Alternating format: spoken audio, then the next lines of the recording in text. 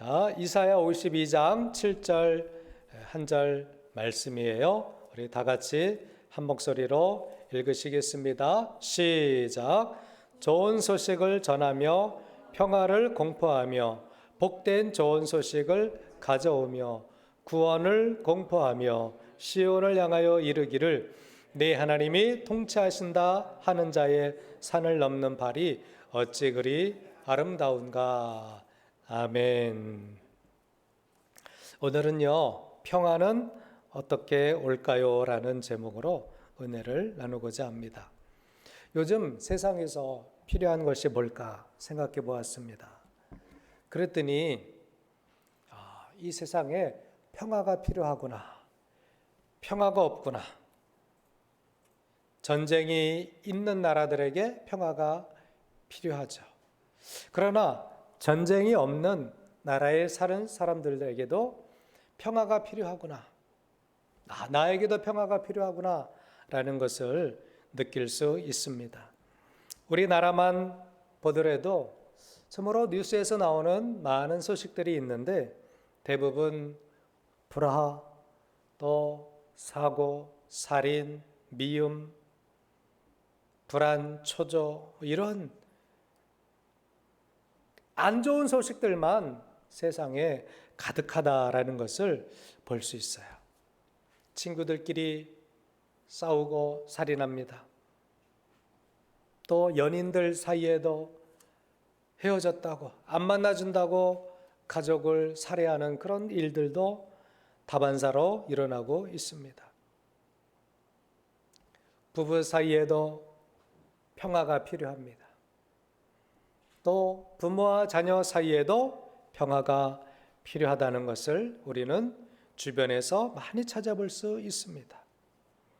노사 간에도 평화가 필요하다는 사실을 우리는 확인하게 되죠. 얼마 전에 저 대우조선 그 사업장에서 대규모 분규가 있었죠. 어떤 사람은요, 자기가 스스로 감옥을 만들어서 철창을 만들어서 그 속에서 농성을 하는 그런 사람도 있더라고요.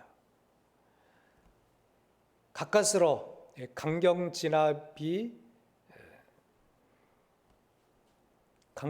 사태를 넘기게 되었어요. 그러나 여전히 분규가 있다라는 것을 뉴스를 통해서 보셨을 것입니다. 자기의 요구를 들어주지 아니하면 사생결단하듯이 사랑의 관계를 깨버리고 부모 자녀 간의 관계를 깨버리고 또 연인의 관계를 깨버리고 부부 사이도 깨지는 이러한 참으로 불안한 세상, 문제가 많은 세상 가운데 우리가 살고 있음을 느낄 수 있습니다. 모두는 평화를 말합니다. 평화롭게 살고 싶다. 내 인생에도 평화가 있었으면 좋겠다. 부부 사이에 평화가 있었으면 좋겠다. 친구 사이에 평화가 있었으면 좋겠다.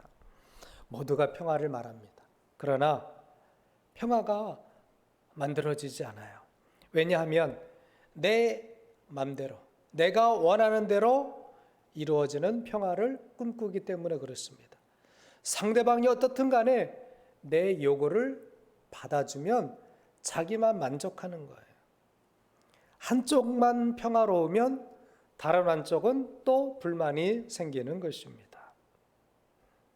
내가 원하는 평화가 돼서는 안 되고 모두가 원하는, 나도 평화롭고 당신도 평화로운 그런 평화가 와야 하는데 그렇지 않다라는 거죠. 그러면 진정한 평화는 어떻게 올까요? 내 심령의 평화가 어떻게 하면 올까요? 나와 당신 사이에 어떻게 하면 평화가 올까요? 우리 모두에게 어떻게 하면 평화가 올까요? 이 나라에 어떻게 하면 평화가 올까요? 전 세계에 어떻게 하면 평화가 올까요? 우리는 평화를 꿈꾸며 살아가죠. 자, 그러면 우리가 오늘 본문 말씀을 통해서 생각해 보고자 합니다. 어떻게 하면 평화가 올까? 본문 말씀은요, 이스라엘 백성들이 하나님 앞에 범죄해서 이제 나라가 멸망할 것을 이사야 선지자가 계속해서 예언해 오고 있었어요. 바벨론에 포로될 것을 예언합니다. 그러다가 이제 52장에서는요, 위로의 말씀, 또 평화의 말씀을 주시는 거예요. 그 포로된 곳에서 돌아오는, 그 억압에서 해방되는 평화에 대해서 이야기를 하고 있습니다. 우리가 알다시피 이스라엘 백성들은 하나님께서 택하신 백성이에요. 하나님께서 제사장 나라로 삼아주셨습니다. 하나님께서 통치하시는 그런 나라였습니다. 그런데 죄악으로 말미암아 하나님께서 그 통치권을 버리셨어요. 그리고 이방 왕에게 그 나라를 통치하도록 허용하셨습니다. 뭐 때문에 그렇죠? 뭐 때문에 이스라엘이 하나님의 나라가 평화를 잃어버렸을까요? 바로 죄 때문입니다. 죄 때문에 평화를 잃어버렸어요. 그렇다면 반대로 다시 평화가 오기 위해서는 어떻게 하면 될까요? 죄를 소멸하면 됩니다. 죄를 회개하면 됩니다. 죄가 사라지면 다시 이스라엘 땅에 평화가 올 것임을 말씀하고 있는 것입니다. 자, 우리 각 사람도 마찬가지 아닙니까? 우리 각 사람의 마음속에 죄가 여전히 있다면 어떻습니까? 마음이 평화롭습니까? 참으로 행복하십니까? 그렇지 않죠? 작은 오해가 내 마음속에 남아 있어도, 또 내가 정말 양심에 꺼리 끼는 일을 했어도 우리는 마음의 평화가 없어요.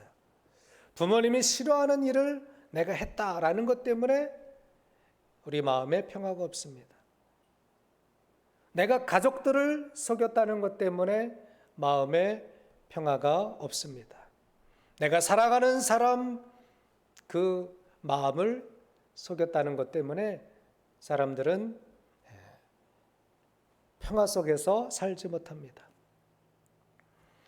죄가 그 사람 속에, 죄가 내 마음 속에 있어서는 우리는 진정한 평화를 누릴 수 없는 것입니다. 로마서 7장 23절에 보니까 바울은 이렇게 고백하고 있습니다. 우리 다 같이 한번 읽어보실까요? 화면 보시고 시작. 내 지체 속에서 한 다른 법이 내 마음의 법과 싸워 내 지체 속에 있는 죄의 법으로 나를 사로잡아 오는 것을 보는도다. 아멘. 내 지체 속에서, 내 마음 속에서 또 다른 법이 내 마음의 법과 싸운다 그랬어요. 자, 싸우면 평화가 있는 거예요, 없는 거예요? 평화가 없습니다. 내 마음이 한 마음이 되어야 돼요. 그런데 내 마음 속에서 두 가지 마음이 서로 싸우는 거예요. 마음이 싸우고 있다.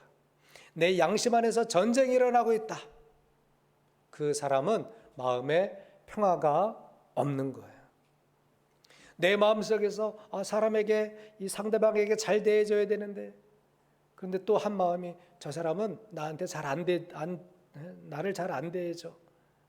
그래서 선한 하나님의 말씀을 들어서는 선하게 저 사람한테 착하게 내가 대해줘야 되는데, 그러나 내 본능은 아니 나한테 그렇게 잘해주지 않는데 나도 미워해야지.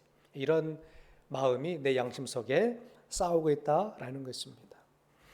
죄악된 마음이, 미워하는 마음이, 증오하는 마음이 내 마음에 있다라는 것은 내 마음 속에서 평화가 없다라는 것입니다.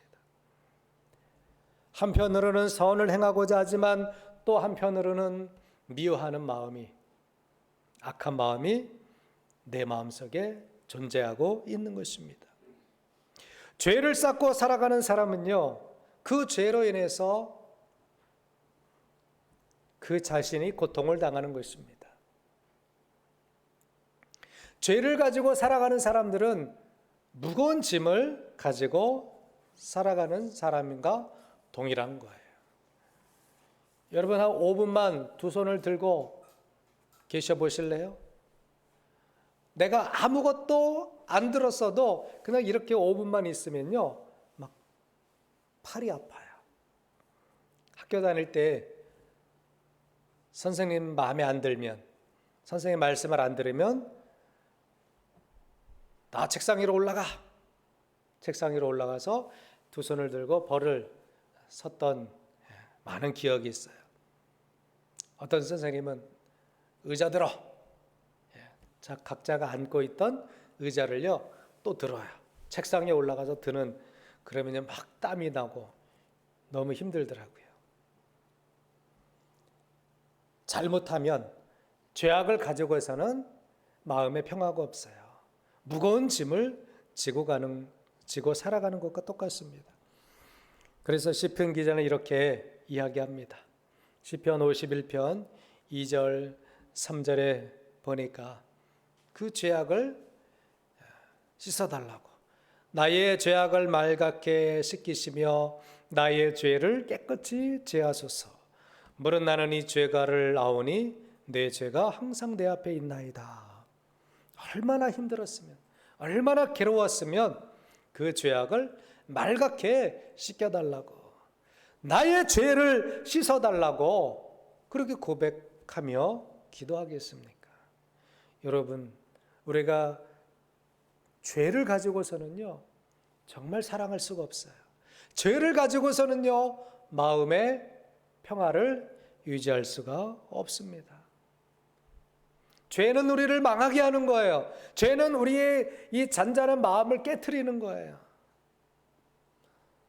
사람이 넘어지는 이유는요 죄 때문임을 성경은 분명히 말씀하고 있어요. 호세아서 5장 5절에 보니까 이스라엘이 넘어진 이유가 나와요. 같이 한번 읽어보실까요? 호세아 5장 5절 말씀 시작. 이스라엘의 교만이 그 얼굴에 드러났나니 그 죄악으로 말미암아 이스라엘과 에브라임이 넘어지고 유다도 그들과 함께 넘어지리라. 아멘. 이스라엘이 넘어진 이유가 뭡니까? 유다가 넘어진 이유가 뭡니까? 그 나라들, 하나님의 나라, 하나님이 세우신 나라, 하나님이 택하신 백성이 넘어지고 멸망한 이유가 뭐예요? 바로 죄입니다. 죄. 교만이에요. 교만이라는 죄가 그 나라에 팽배하니까 왕으로부터 모든 백성, 선지자, 제사장들, 그 모든 사람들에게 죄가 가득하니까 그 나라는 넘어지고 만 것입니다. 죄 때문에 평화가 깨져버린 거예요. 하나님이 약속하신 그 땅에서, 젖과 꿀이 흐르는 그 땅에서 평화롭게 자녀들을 키우며 심은 대로 열매를 거두며 안전하게 살아갈 수 있었는데 그들은 죄악을 범함으로 말미암아 결국 다 빼앗기고 다 흩어지고 다 죽임당하고 끌려가고 성전이 파괴되는 이런 괴로움을 당하게 된 것입니다. 예수님도 예루살렘을 보면서 그렇게 말씀하셨어요. 이르시되 너도 오늘 평화에 관한 일을 알았더라면 좋을 뻔하였거니와 지금 눈에 숨겨졌도다.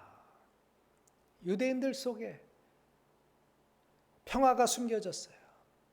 평화를 알았더라면 얼마나 좋았을까. 그러니까 죄악에 관영한, 죄악에 가득한 사람들의 모습.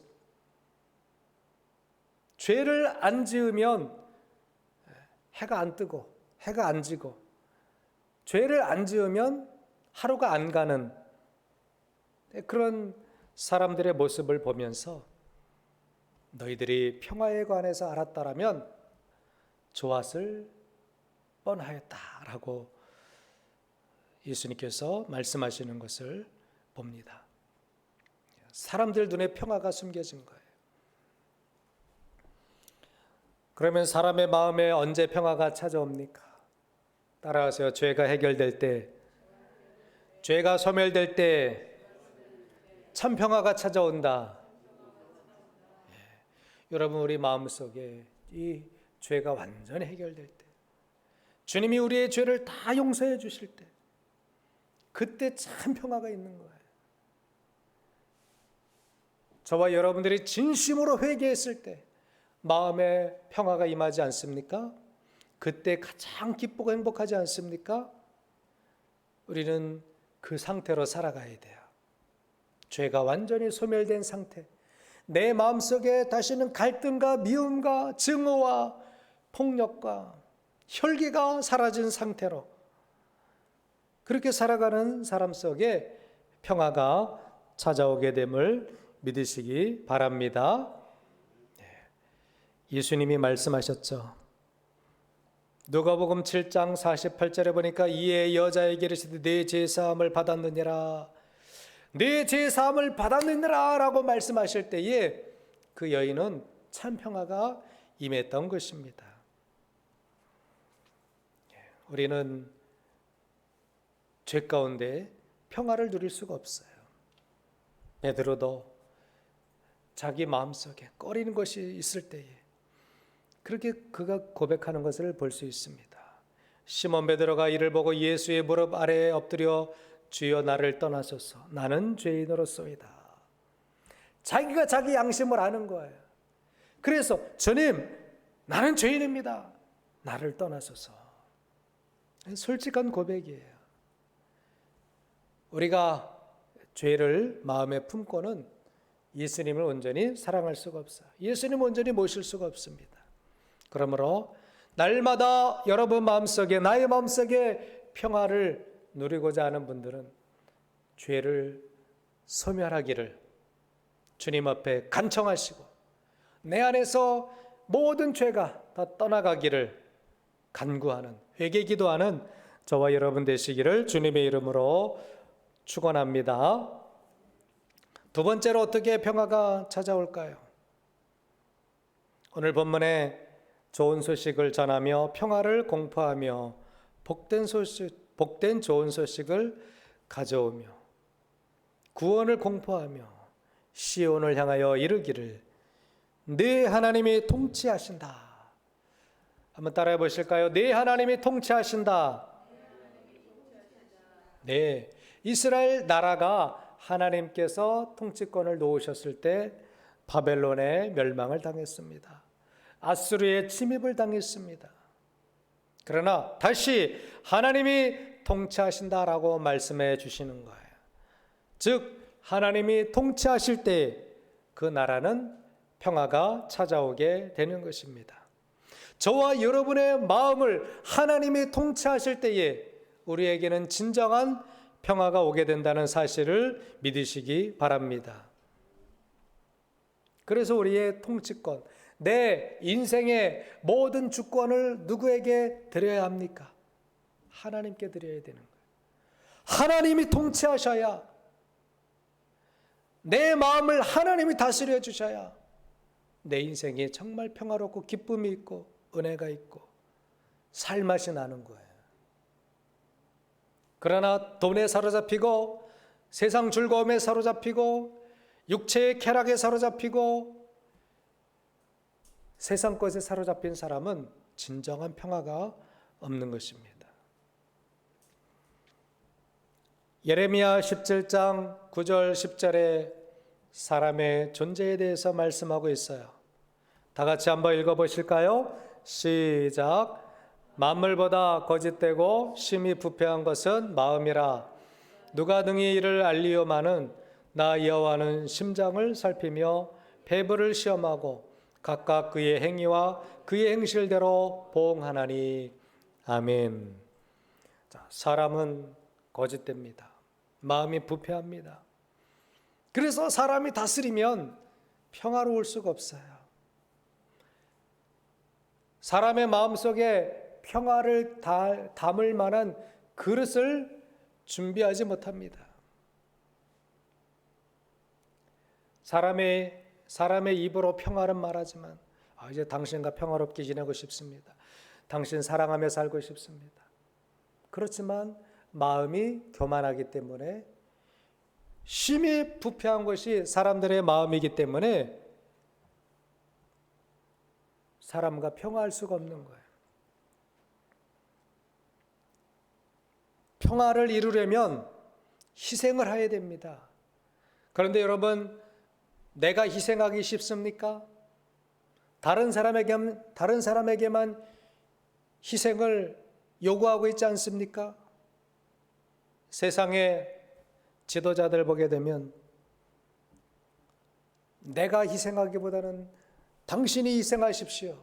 우리나라가 희생하기보다는 당신 나라가 양보하십시오. 그렇기 때문에 평화할 수가 없어요. 그래서 전쟁하는 것입니다. 그래서 싸움하는 것입니다. 그래서 서로 고소고발하는 거예요. 나는 가만히 있고 상대가 희생하기를 요구하기 때문에 그렇습니다. 그래서 이 세상에 존재하는 많은 지도자들이 평화를 이야기하지만 평화하기가 어려운 거예요. 그러나 단 한 분, 오직 유일하신 우리 주님만이 평화롭게 이 나라를 통치하실 수 있습니다. 왜냐하면 예수님은 자기를 희생하셨기 때문에 그렇습니다. 우리 이사야 53장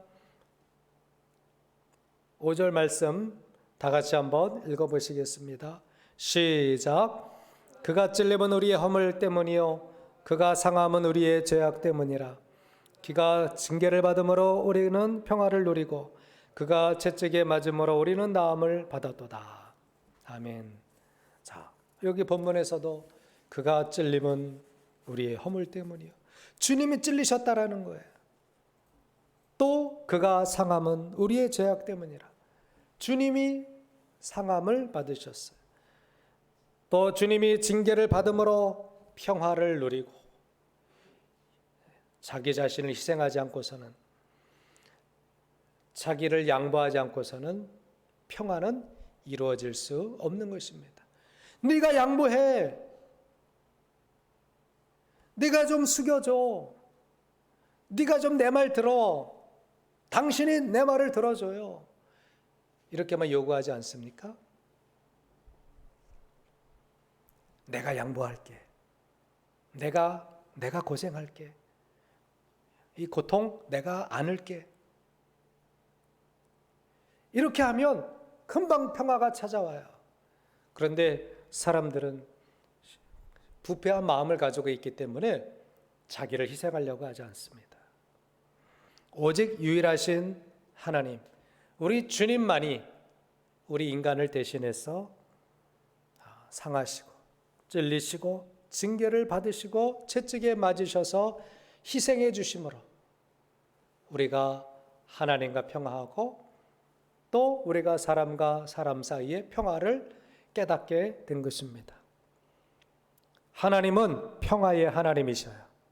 하나님이 통치하실 때, 하나님이 통치하시는 나라, 하나님이 통치하시는 가정, 하나님이 통치하시는 관계가 될 때에 진정한 평화가 오게 된다는 사실을 믿으시기 바랍니다. 로마서 5장 1절에도 한번 읽어보실까요? 시작. 그러므로 우리가 믿음으로 의롭다 하심을 받았으니 우리 주 예수 그리스도로 말미암아 화평을 누리자. 아멘. 예수 그리스도로 말미암아 평화를 누리는 것, 화평을 누리는 것입니다. 우리가 예수님을 통하지 않고서는, 예수님을 믿지 않으면 진정한 평화는 이루어낼 수 없어요. 많은 가정들이 예수를 믿음으로, 아내와 남편이, 부부가 예수를 믿음으로 평화가 회복된 것입니다. 부모님이 예수를 믿음으로, 자녀가 예수를 믿음으로 예수로 말미암아 가정이 평화를 누리게 되는 거예요. 그전에는 서로 그냥 이놈저놈하고, 사니 못 사니 하고 술 취하고 방탕하고 막 그냥 상처뿐인 가정들이 예수 믿어서 변화되면 혼전한 가정, 행복한 가정을 이루게 되는 거예요.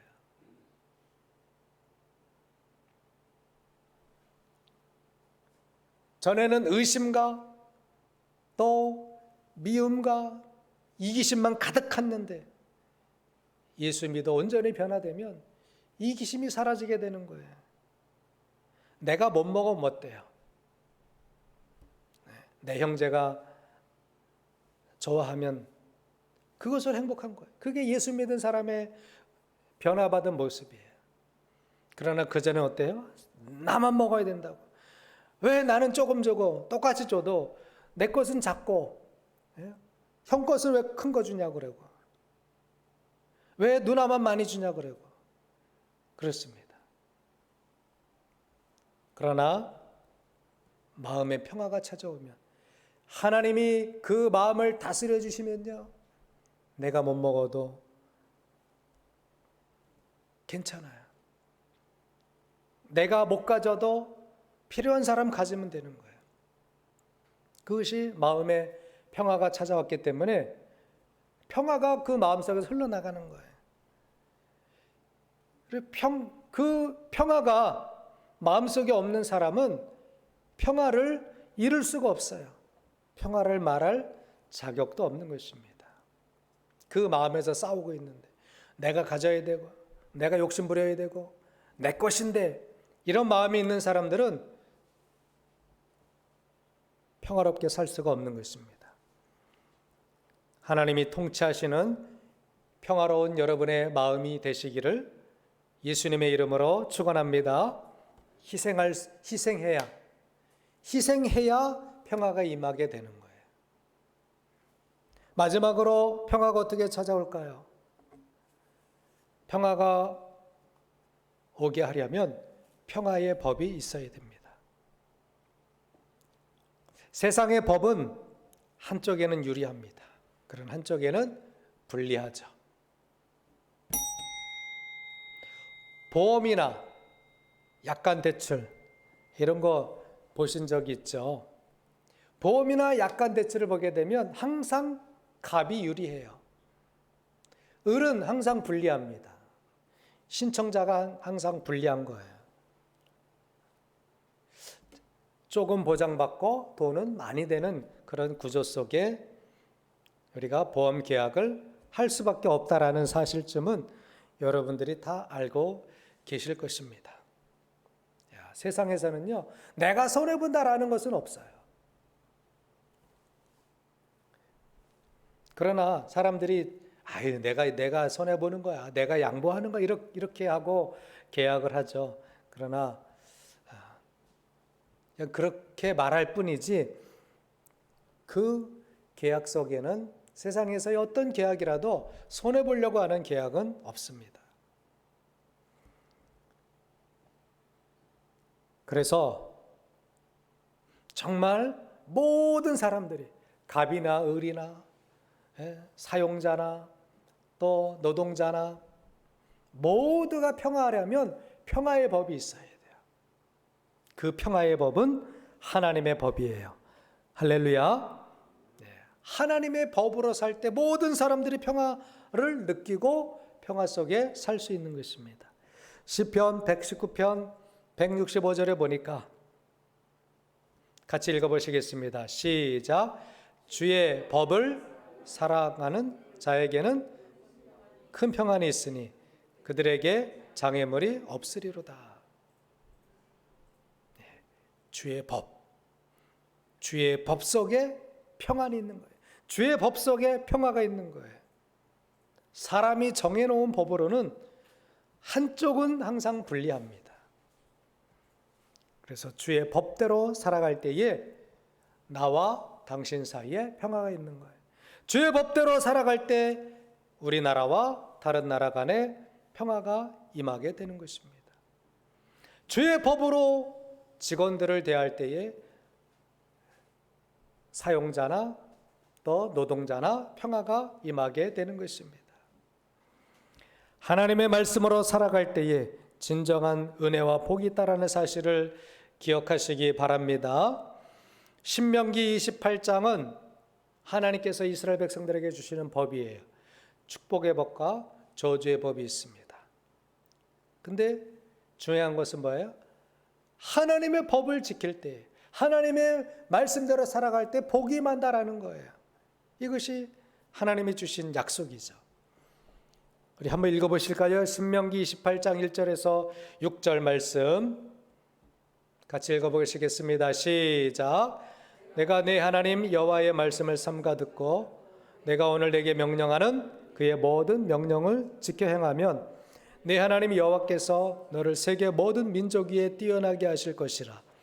내가 내 하나님 여호와의 말씀을 청종하면 이 모든 복이 내게 임하며 내게 이르리니 성읍에서도 복을 받고 들에서도 복을 받을 것이며 내 몸의 자녀와 내 토지의 소산과 내 짐승의 새끼와 소와 양의 새끼가 복을 받을 것이며 내 광주리와 떡반죽 그릇이 복을 받을 것이며 내가 들어와도 복을 받고 나가도 복을 받을 것이니라. 아멘. 자, 복을 받을 것이니라. 들어가도 나가도 복을 받고 모든 짐승도 복을 받고 자녀들이 복을 받고 식탁에 복을 받고 그 이유가 어디 있어요? 내 하나님 여호와의 말씀을 청종하면 이 모든 복이 내게 임한다 그랬어요. 하나님의 법대로 살아가면 하나님의 말씀대로 우리가 살아가면 모두가 평화롭고 복된 삶을 살아가게 될 줄 믿으시기 바랍니다.